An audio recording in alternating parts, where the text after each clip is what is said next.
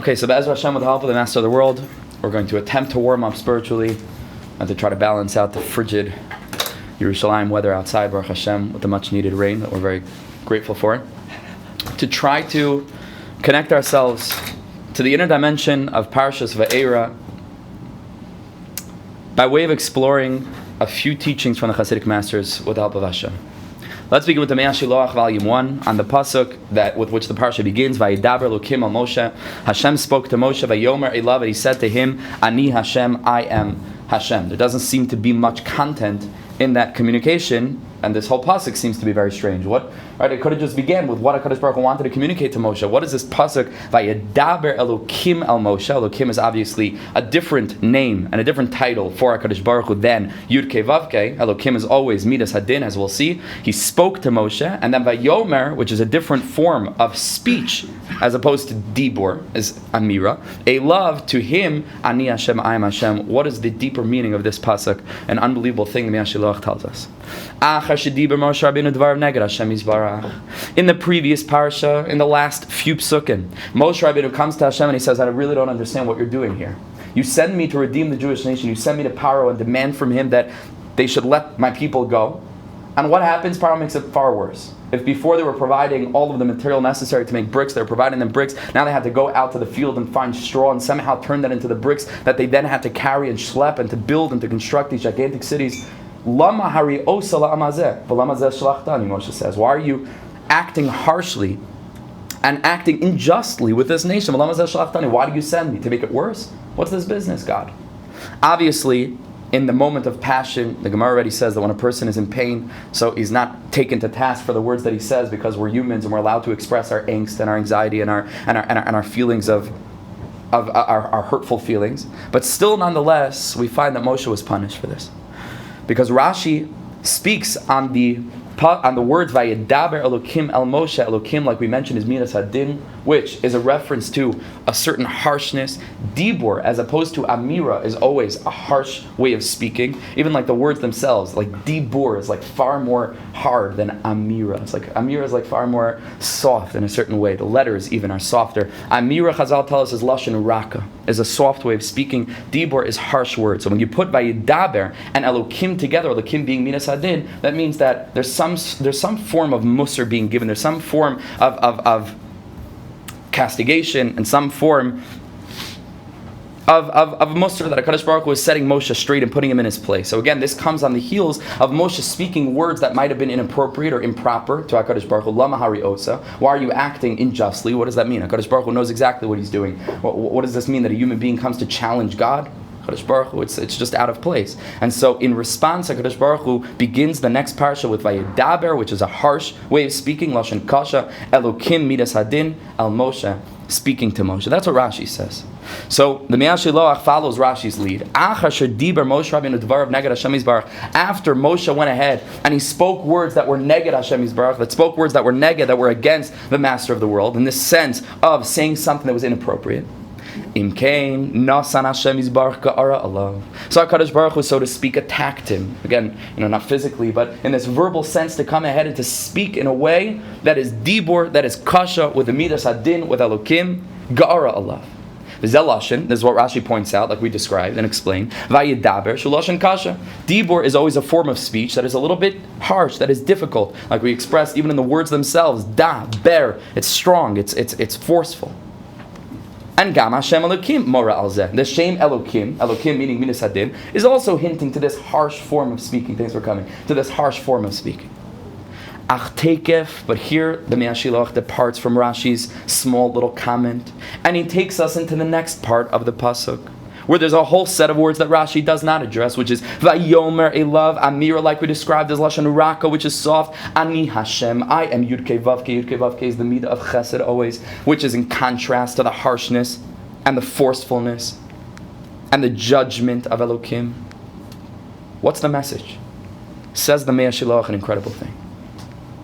Ach Tekef, immediately after addressing Moshe in this harsh way, with Midas Hadin, putting him in his place, scaring him a little bit, Nasan Ga'ara Allah, like he's attacking him verbally. Immediately in the same breath, Ach Tekef, Vayomer Elav, he speaks to him in this form of soft speech, consoling speech, comforting speech. And he gives a mashal, Zeu ka'adam shekoes al chaveiro. A person who's really angry at his friend does something inappropriate. It's easier in the parent-child context to think of such a thing where a kid runs into the street and he does something that necessitates a very harsh response for the child's own good. Shekoes al chaveiro. And the parent has to put on the mask of anger, of really being angry, really angry, like the kid does something really inappropriate, really wrong. But v'ohavo, but he loves that child. But he loves the friend who he's relating to. When the parent sees the result of his harsh way of relating to the child, of setting the kid straight, and the kid is shaking in his boots, proverbially, but the kid is overwhelmed, could be even starts to cry. And on a certain deep level, there's this feeling of, you're my parent. You're supposed to love me. You're supposed to be kind to me. What is this that all of a sudden you turned on me? It's like, it's a tremendous abandonment in this moment of feeling a separateness and a strangeness. Like, who are you? Like, what just happened here? When he sees that his friend, or in our mashal with the child, is standing there shaking. In that moment, if it's a good parent, if it's a healthy parent and a healthy relationship, and the parent didn't really lose himself, which sometimes happens often, but over here, we're talking about in a healthy way. So immediately, merames lo, the parent will hint to the child, kikol kaso eno rak lifnim, that all of the anger it's only a mask. It's only, not lifnim, or lepanim rather, right? Lepanim means on the surface. And immediately the parent runs over and gives the kid a hug. That in the same moment we have to know how small docha, that the left hand pushes away, but at the same time yamin, the Gemara says mikarev. It's at the very same moment. That's what a real Rebbe is. He's able to set a person straight and to give a person the mussar that he needs, but at the same time you know that you could perceive the deeper element of the relationship, which is A, unconditional, B, full of love, and full of concern and full of comfort. That's how it's supposed to be with any authoritative figure, that it shouldn't be this dictatorial sort of harshness all the time, pushing away with both hands. That never works. That doesn't accomplish anything. Rav Matisyahu Salomon once said, I heard in his name at least, but it's fitting, that it makes sense that he would say such a thing. On that Gemara that we just mentioned, that the Gemara says that a teacher's left hand should be pushing away, but his right hand should always be pulling close. Rav Matisyahu Salomon says that if you have a person who's standing backward, facing away from you, and you push the left side of his back with your left hand, and at the same time you pull with your right hand, so you turn him around. That's how you turn people around. With the left hand pushing away, guiding, but at the same time the right hand is pulling close, and that's the way that we transform people. When we always manage to communicate to them within that moment of anger, I still love you. Like a slap on one cheek and a kiss on the other cheek. This relationship. And that's the meaning of this pasuk. That first HaKadosh Baruch Hu seems to come at Moshe like attacking him by Yadaber Elokim. He has to set Moshe straight. But then immediately Vayomer Elav, he's whispering to him, Ani Hashem. That there's a level of our relationship that goes beyond anything and any action and any mistake and any failure. Ki Amira Lashon Raka, like we described, Amira always is hinting to a very soft manner of speaking. Hainu Shalach Hashlo, that HaKadosh Baruch Hu whispers to him. That the deepest secret of life is, and that's what whispering is. Whispering is always a secret, right? When you don't want somebody else to hear, so what do? You whisper to him. Whispering also connotes closeness. I can't whisper to a person and be a mile away from him. I have to come very close to his ear and whisper to him. So HaKadosh Baruch Hu in this moment whispers, Ba'amira, which is Lashon Racha, the Zohar Kodesh says, Amira is Belechisha, is whispering, She'ena B'kas Chas v'shalom. That intrinsically, inherently is not angry at him. He has to demonstrate anger to set him straight, to guide him properly. Smal docha. But the truth is, Eino rak lepanim, it's a mask. V'zeu inyan ani Hashem.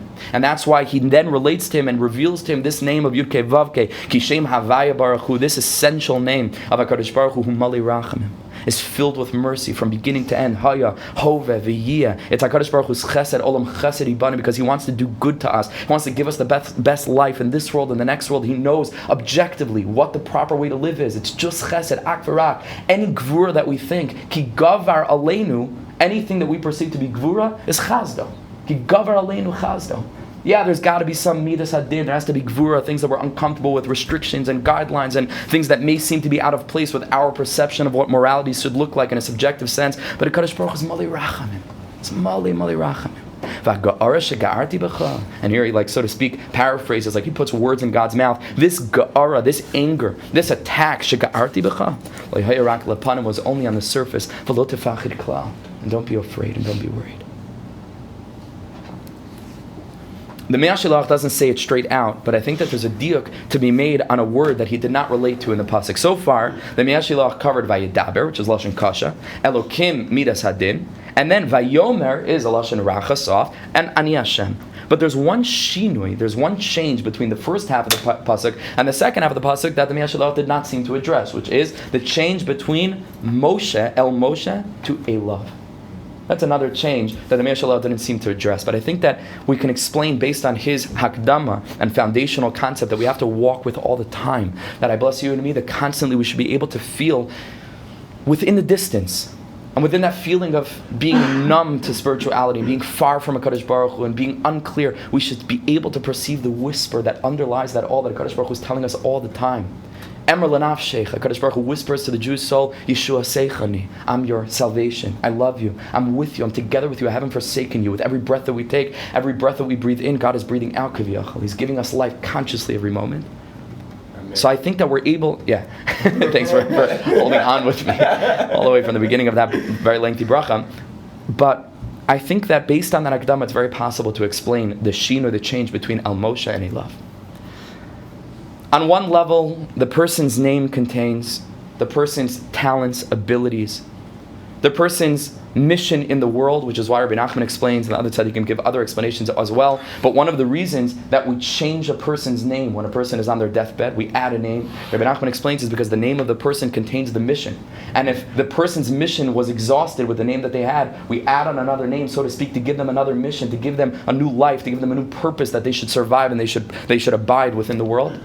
So on one level, the name of the person does reference a very deep core identity that they have, which is why the Noam of the Melech also describes that you could scream sometimes, that like really heavy sleepers, you could scream and make noise and bang on pots and it doesn't work, but if you just whisper their name in their ear, they're up in a second. The Noam of the Melech says this. The third generation of Chassidus, the Noam of the Melech says that the reason is because when you say someone's name, you're addressing a very core part of their being. Still, however, the Rambam says that one level of tshuva, to really disconnect from the past, is shinoi shem. It's to change a person's name. The Rambam doesn't mean to say that you become not you. Tshuva means to return not only to God, but to your deepest essence. We find that there's a level of being that transcends the name, that transcends the actions that are associated with the name. Shinoi shem, you got to change your name and return to the real you, which is even beyond that. So I think that could also be represented and referenced perhaps in the pasuk that on the level of Moshe, he did something wrong. So by Yedaber Elokim, he's addressing the wrongdoing of whom? Of Moshe on the level of his externality. And therefore there's an external show of anger, which is addressing an external action that Moshe does. But then Vayomer, when HaKadosh Baruch Hu is revealing the deeper element beyond the mask, Vayomer, who does he speak to? Elav. Elav is beyond the name. Elav is reaching that core identity, the deepest element, right? The inner child, and that essential identity that we have that's beyond anything we may have done, we may have not done, any mistakes that we may have made. Vayomer Elav, HaKadosh Baruch Hu addresses us on that level. Ani Hashem. Okay, that's source number one. We could close up shop and go home. You could live with this for your whole life. You know, how many times do we read this pasuk in our life? And what does it mean? Okay, one of those psukim, like a filler pasuk. No, it's the deepest thing in the world. It's the deepest message that we need to take with us, particularly in our generation, when so much we perceive echoing within our consciousness, Vayedaber Elokim al Moshe, all the time. Vayedaber, we feel like God is angry at us, like God. But then we need to be able to perceive this Amir B'Lechisha, this whisper, Vayomer Elav, this essential communication, Ani Hashem. Let's take a look. It's somewhat similar, but let's take a look at the Kedushas Levi. A reference to Paro, that after Makas Dam, after the first Makkah, where all of the water of Egypt, the Nile, which they were completely dependent on societally, historically, and all of the private water, all of their water supply turned to blood. We can't imagine what kind of terrible plague that is. Can you imagine being thirsty as like you wake up in the middle of the night sometimes, and the heat is on in the room, and you're thirsty as anything, and all there is to drink is blood? It's pretty bad. It's a bad scene. It's not enjoyable at all, to think about that, and to go for many days and months and years in such a state. Terrible plague. How long did it go on for? It did not go on for many months and years, as I was saying that. But it could have, right? It could have. It lasted a few days, but it could have. A few days is bad enough. But Paro didn't pay any attention to this because he saw that with what water supply, Rashi tells us that they had purchased from the Jews, because the Jews did have water, the Khartoumim, their black magicians, were able to go ahead and to turn the water into blood, and he said somehow, because of that, it didn't impact him in any way, and he did not change with regard to his opinion on the Jewish issue, and the Jewish problem of that time. Says the Kedushas Levi, a deeper meaning. He says we can understand in accordance with the way that our sages viewed the pasuk bezos yavo Aaron and Aaron el kodesh, that Aaron should come bezos with this el kodesh. Says the Kedushas Levi something very deep. The word bezos could mean a reference to this, to something, but it can also be a romez. It can also be hinting and referring to Knesset Yisrael, which is the collective Jewish soul.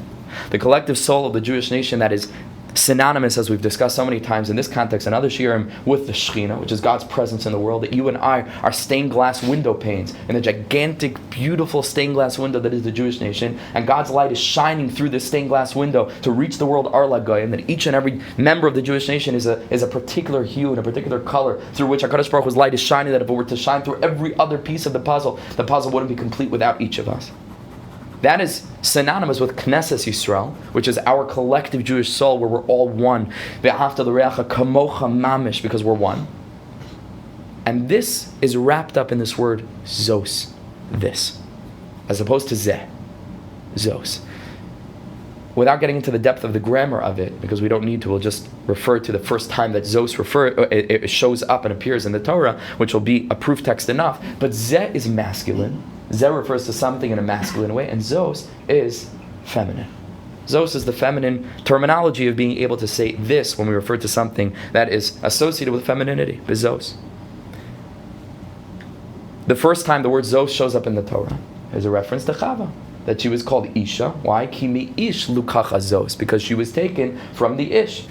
Klal Yisrael, Knesset Yisrael, the Shekhinah, which is itself a feminine word, right? Shechina, as opposed to shochen, Shechina, the dwelling of, is connected with femininity, is connected with the latent and concealed and inward measure of godliness that is to be found in Malikol Almin, filling all worlds, Malocha la'aretz kavoda. God fills all of the worlds and all of existence.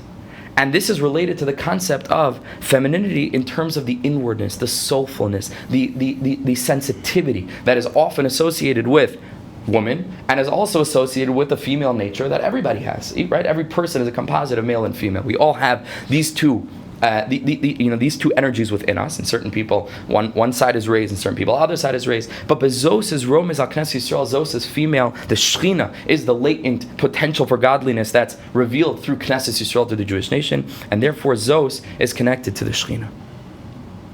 Ube'emes lama Zos Romez al Knesset Yisrael. Here, the Kedushas Levi gives a less technical reason why Zos, which again appears in the first time in the Torah in the context of a female, but why Zos would reference to Knesset Yisrael, and he says like this: Ki be'emes, in truth, kol ha'olam lo nivru ela b'shvil Yisrael. One of the first Rashis in the Torah tells us Bereshis, which means in the beginning, but also means be with Rashis, for the purpose of Rashis. What's Rashis? Klal Yisrael are called Rashis. The Torah called Rashis. The world was created b'shvil Yisrael. Kol echad v'echad. Every single person needs to say b'shvili nivra ha'olam. The world was created for me. Right? For each individual needs to say that the whole world was created for my avoda, that it was worth creating the whole entire world and history and setting up all the different nations. Rabbi Nachman in Sichas Aran says that everything that exists in the world is only for the purpose of emunah, to give us the ability to choose faith over doubt, over heresy. And b'shvili nivra olam, if you take the word b'shvili, you can split it up into two words itself. It could say b'shvil yud, right, which means for the sake of yud. Yud could be Yehudi, right? So b'shvil yud, b'shvili nivra olam, b'shvili nivra olam, that the world was created for Klal Yisrael. Heim ha'ikr, they are the ikr. They're the whole purpose for history. They're the whole purpose of all the nations of the world. They're the whole purpose of every societal hierarchy, is so that the Jews, it's all about the Jews, only ever about the Jews from the beginning of history until now. in every way of analyzing history. The Jews are at the forefront of everything, all the time, from the beginning to end. How amazing it is that we're living in a state the size of New Jersey, and every single day in the news, when they can't stop talking about Israel, currently we're hosting 70 nations. There's got to be something happening. There's something spiritual is happening here, that the 70 nations of the world are coming together, that each of them represent, they're bringing their sar. There's something happening in history. There's something happening in the world. It's amazing to watch and to experience. We're living in a wondrous generation.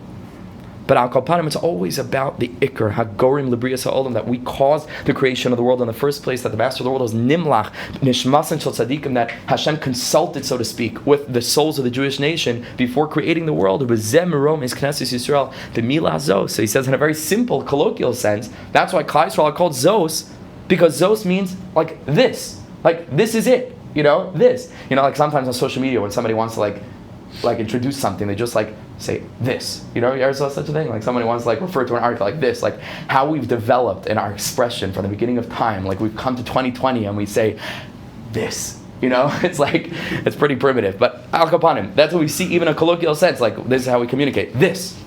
Okay? This. Bizos. You know what the biggest this is? We should all be posting to Facebook and Instagram all the time. It's the Jewish nation. This wondrous group of people. This wondrous society, after Holocaust, after Inquisitions, after pogroms, after that we've made it. We keep bouncing back with this courage and this stubbornness to hold on tight to the way the Jews always were, to the way the Jews always lived, to the way the Jews always studied and prayed. Wow, what courage. This is bezos. This is what it's about. Kalomar, zosia ikar v'hagorim. This is something to get excited about. This. V'zeu haremez, and this is pshat on the pasuk in Devarim. V'zos habracha sheberach Moshe. That it's the thisness, to make up a word, like the thisness of the Jewish nation. That's the cause of all bracha. Asher berach Moshe. V'zos habracha sheberach Moshe. V'kan shemoshe hera leparo v'yormalo sheYisrael ema ikar. With this, that HaKadosh Baruch Hu is demonstrating in the makos that it's really all about Klal Yisrael, and that it's worth changing nature and it's worth changing everything for the Jewish nation. But what does the pasuk say? V'lo shas libo gam lezos. Is that Paro wasn't just ignoring the Makkah. Paro was ignoring the premise of the Makkah, which is that the whole world was created for this nation that you're enslaving here. Don't start up. Below Shas Libai, Gamul Azais. Even that he ignored. Deeper way of understanding the pasuk. You think he's ignoring the essence of what Hashem created the world for? Right. The very premise, right? That the Makkah represents. So Amar Lo Yisrael me ikro Paro le'rotza lahamin zeh. Paro didn't want to believe this. Paro didn't want to focus on this. V'zeh lo shas liba gam lazos, is that he's completely out of touch gam lazos with this. We only have a few minutes left. The Noam Melech will take us more time than we have. So let's just go to number 4 and let's finish up with a very brief, concise, but very insightful piece from the Degel Machaneh Ephraim. The pasuk says, "Oyermashu garu ba." Garu means to dwell. Ba means within it. Says the Degel Machaneh Ephraim something so deep. The way that these tzaddikim looked at the Torah is just not to be believed, because they believed that it was divine, because they believed that there's something to find there. If we believe that it's just a historical text, we're not sitting and analyzing every word, every letter. But when you believe that it's literally synonymous with God, that the Gemara in Shabbos says, Ana nafshi ksavis yav, is I, God, wrote down my soul and gave it to you. This is God. So then every nikuda, every extra letter, every lack of a letter, every change in trup, and the way that we read the Torah, every gematria, in every aspect, the Torah is just bursting with meaning. It's incredible. So look what he says. With this, we need a slight hakdama, which is, we referred earlier to the name Yud Kei Vav Kei, and it's being synonymous with the Midas HaChesed. But in addition to being synonymous with the Midas HaChesed, the name Yud Kei Vav Kei is referred to as Shem HaEtzem, which is the essential name of God. There are many names of God, right? Kel Shakai is a name. Tzvakos is a name. Kel, Elokim, like we described, is a name. Adni, right? Aleph, Daled, Nun, Yud is a name of God. God has many, many names. But the name Yud Kei Vav Kei is called the Shem HaEtzem. It is the essential name of God.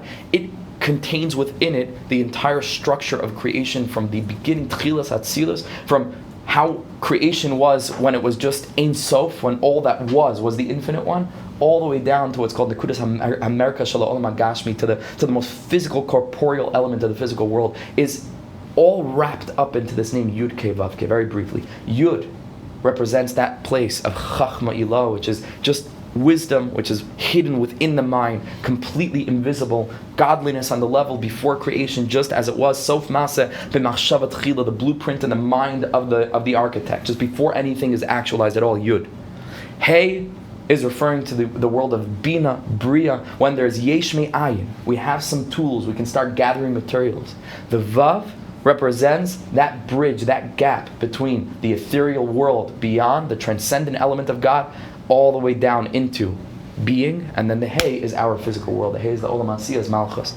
Rabbi Ari Kaplan brings down in his foundational book, Inner Space, from the early Mikubalim, he brings down an amazing mashal, a parable, where he says that in a certain sense, like we described before, Olam Chesed Yibana, that the whole world was founded on the premise that HaKadosh Baruch Hu is doing good with us, is being kind to us. The whole world from beginning to end is Rachamim, right? The Torah begins with Gemilas Chasadim and ends with Gemilas Chasadim. The Maral says in Chodeshei Agados that anything that the beginning and end are identical, that means that the middle is part of that as well. From the beginning to the end, the Torah is Gemilas Chasadim. HaKadosh Baruch Hu creates the world, Minas Chesed, and then HaKadosh Baruch Hu buries Moshe all the way at the end. From beginning to end, Chazal says Chesed. The whole entire world, Haya, from the past all the way into Yiyeh Chesed Gamor.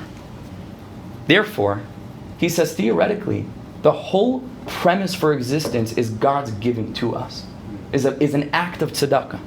Says an amazing thing. He says that when you have two individuals, one who's giving and one who's receiving, that's the act of chesed, the act of tzedakah. He says, look at this. The giver takes a coin out of his pocket. He holds the coin in his hand. He then reaches across the expanse that separates between him and the recipient.